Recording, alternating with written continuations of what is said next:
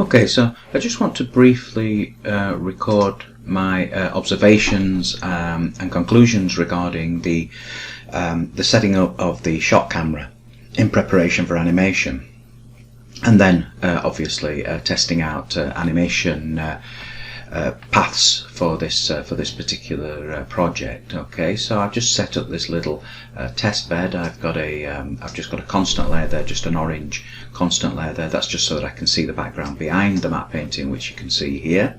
It's the same dimension, which is consistent with my matte painting, which I painted square. But I had no intentions really of using this top area. I just wanted the gradient there.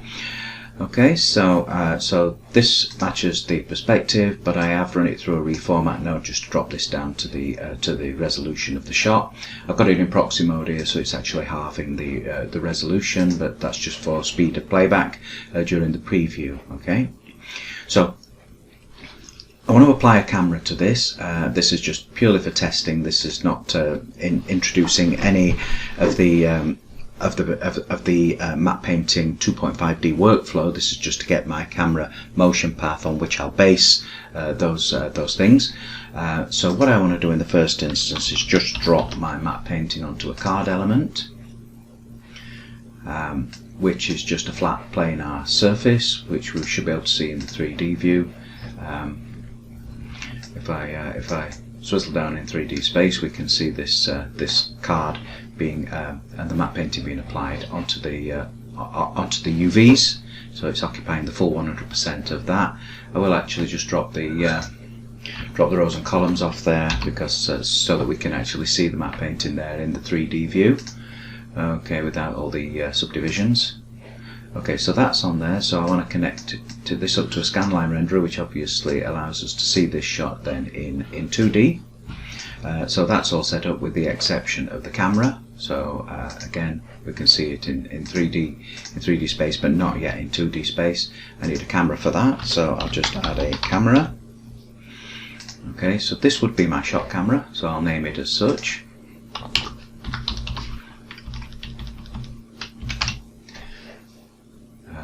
I'll just have to append that name, because I've already got an example within this actual nuke script a little bit further down the way. So I'll just I'll just append it with a number 1. Okay, so if I hook that up now, we take a look in the scene, we'll see the camera, but obviously what we're seeing is the camera with its lens right at the 0 world space, hence the reason why we're not actually seeing the card. So we would need obviously to pull that back in order to be able to see the card. But before we do that, I just want to point out the camera attributes. I discussed this within the blog. I decided on a fairly low focal length of 35, and I set my sensor to 36 by 24, which is emulating a particular video camera which escapes me at the moment, but it's not important for what I'm doing.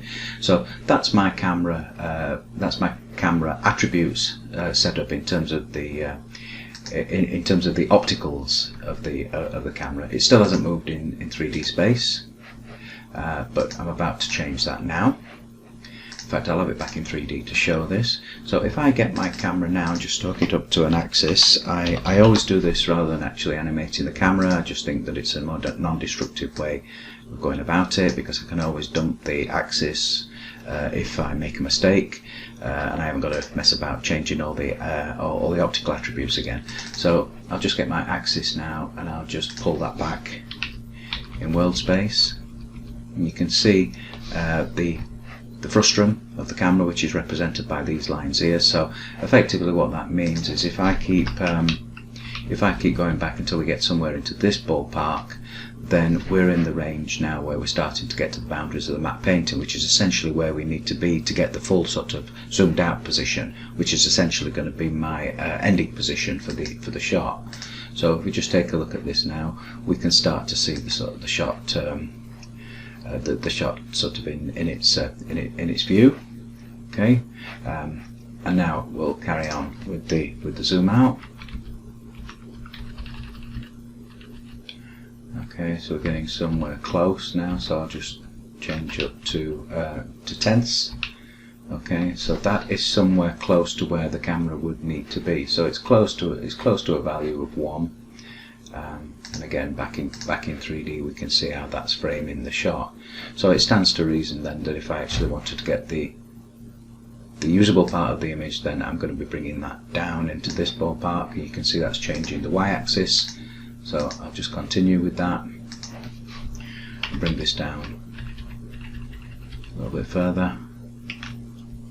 Okay, and somewhere in that range, not quite that far down, is the correct framing for my shot, somewhere around about there. Okay, a lot of that feels like guesswork, and I've probably got to the right place.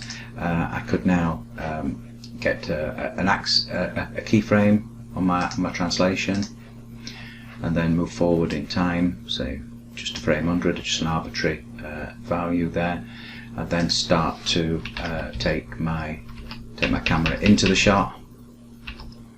So let's say somewhere like there, and maybe bring it down on its y-axis a little bit as well, just to maintain sort of the bottom edge of that shot, somewhere like there. And we should have a keyframe animation deriving from that. Just cap off my timeline there, just so that we can review it. Okay, so you can see that's the basis of getting a camera move set up using this approach. I find this to be a little bit inexact, and I want to just sort of explain how I resolve this. So I'm just going to dump that axis node, which brings me back to my original camera position with all my translation set to 0. Okay, so I'm back where I was with my camera origin at world space, hence the reason why we're not seeing the map painting. Okay, so I just wanted to point out how we can use the optics of a card to help us in this regard, because we've got our projection settings. We've got a focal length of 35, we've got an horizontal aperture of 36. What we can do is we can transfer this information onto the optics of the card itself. The card has a sort of inbuilt projection system which I've used for some time now. So if we set the focal length to 35 and we set the horizontal, the lensing aperture represents the horizontal the horizontal dimension of the sensor. So if I set that now to 36, then what it does now is it frames the card relative to the camera. So as long as these parameters stay the same always through the shot, and there's a couple of ways that we could do that. So for example, rather than actually sort of manually putting in the figures like that, let me just change them back to something arbitrary. Just set them both back to 24. What I could do is I just need to just extend my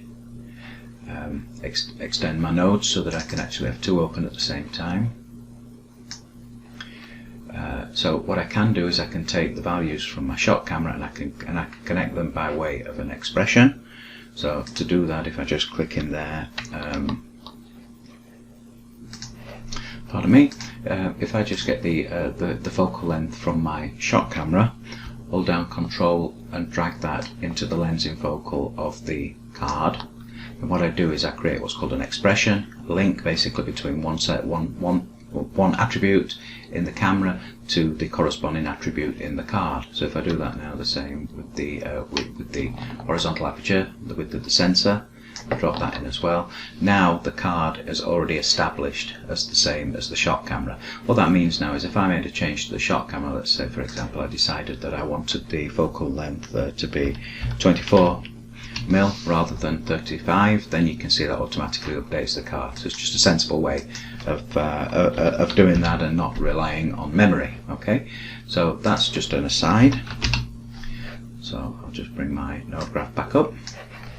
So the relationship now between the card and the shot camera is set, which means that now if I come into my shot camera, and I'll just show this in the 3D view, I can control the position of the camera now without actually trying to translate it. I can control it now with the Z attribute. of the card. So if I now start to just move that, you can see this actually better in 2D. You can see that just by setting that into a value, and I can increase that value, but it won't make a blind bit of difference. What it's done is it's basically maintaining the relationship with the card relative to the camera. So just by doing that, I know that that is perfectly framed to the camera. The camera frustum is actually sort of locked onto the outer boundaries of the card.